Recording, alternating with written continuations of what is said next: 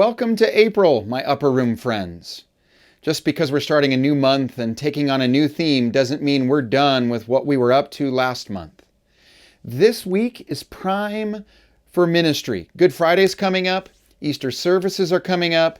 Who are you inviting to Easter this year?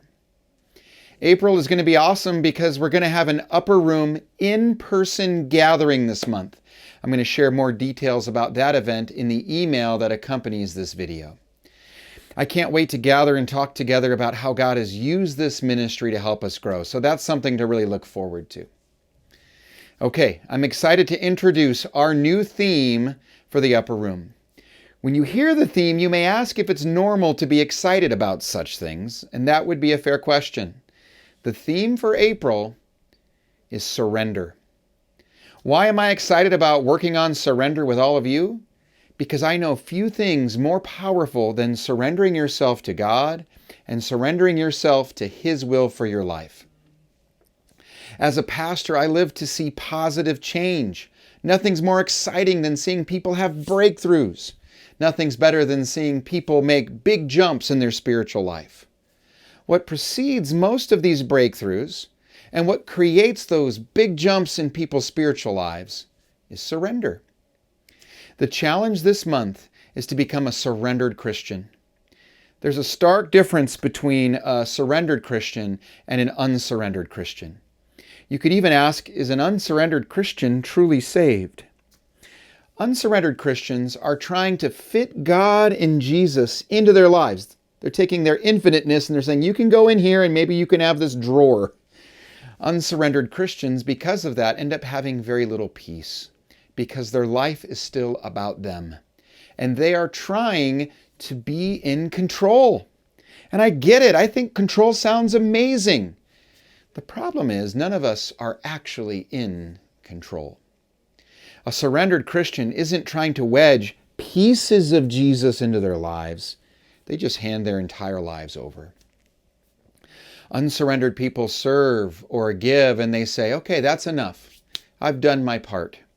Surrendered Christians love to serve and give, and you'll hear them say, is that enough, Lord? Do you need more? You sure I can't give more to you? I'm excited about growing in surrender with all of you because as I look back on my life, it's the seasons of full surrender that were the most exhilarating times in my life. Surrender is the cure for feeling bored at church. Senior year of high school, I surrendered more than I ever have before. I went from carrying my own life to giving it up. I walked away from my old life. I started getting involved in ministry. I worked hard to break free from habitual sins. And I even experienced some persecution for my faith. And I didn't care.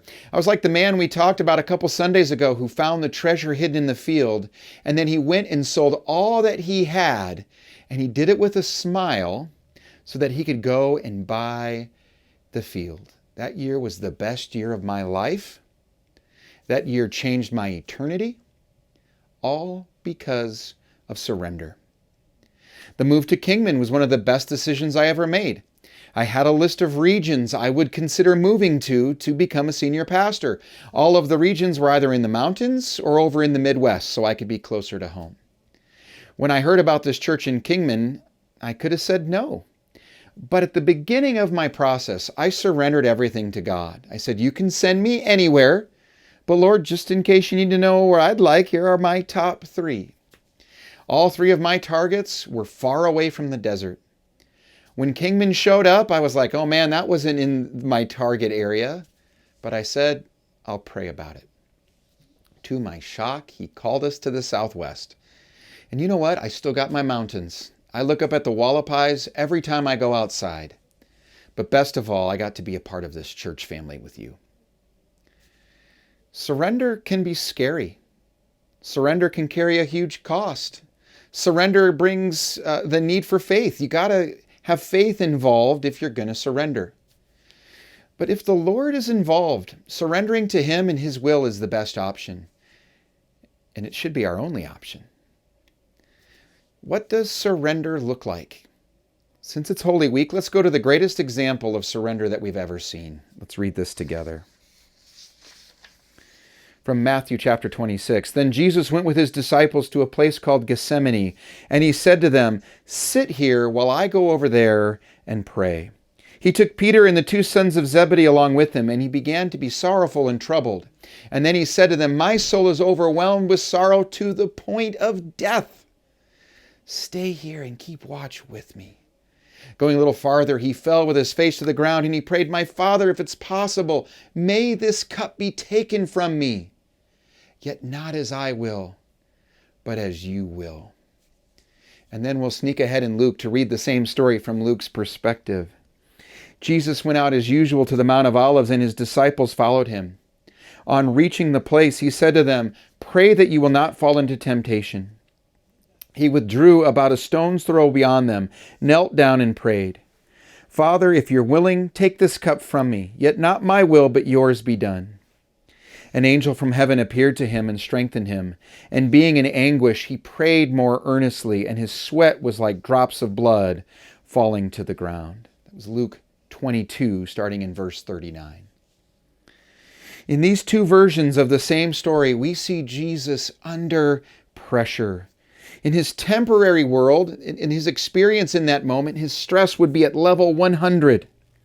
He was about to be abandoned by his friends. He's about to be at the mercy of the evil religious leaders who want sick, gratuitous revenge against him.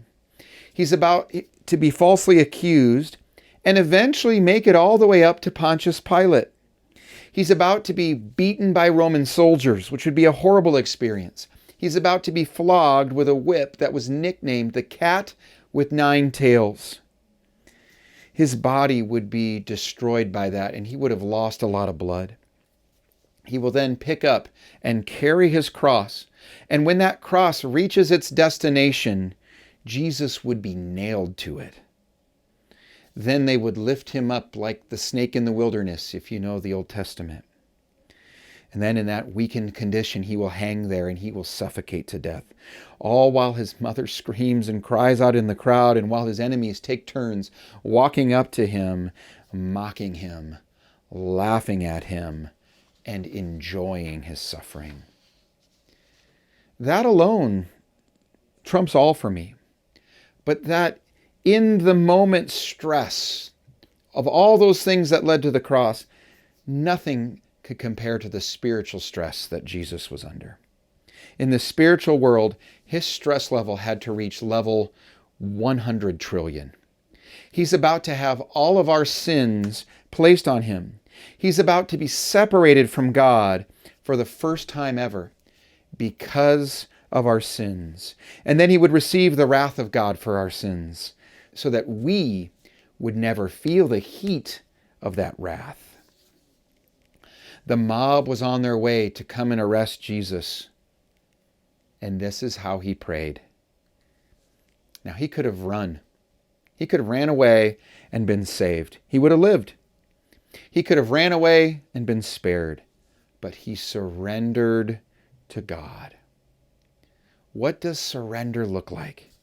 It looks like saying, while under pressure, "Not my will, but your will be done." What was the fruit of that surrender? He saved us.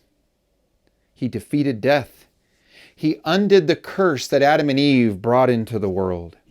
Pretty amazing. We're going to challenge to grow you spiritually this month by challenging you to surrender or surrender. In light of what we're focusing on this weekend, for this first week, I just want you to surrender some time. I want you to be really consistent in surrendering some time this week. Time to worship Jesus.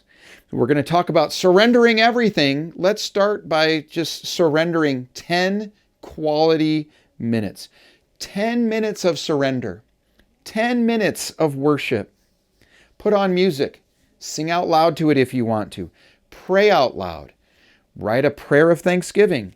Read in the Gospels about the last days of Jesus before his resurrection and marvel at his passion for you.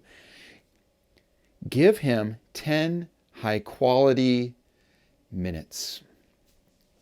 I've had a busy schedule the last few weeks, like many of you, and on particularly really busy days, I will try to set aside 10 minutes before I have to run to just sit still and drink my coffee.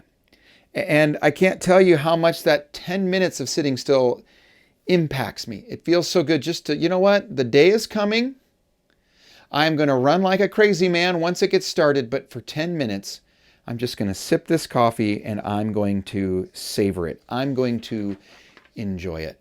That's the attitude I want you to bring this week as you surrender 10 high quality minutes to the Lord as you prepare your heart for Easter.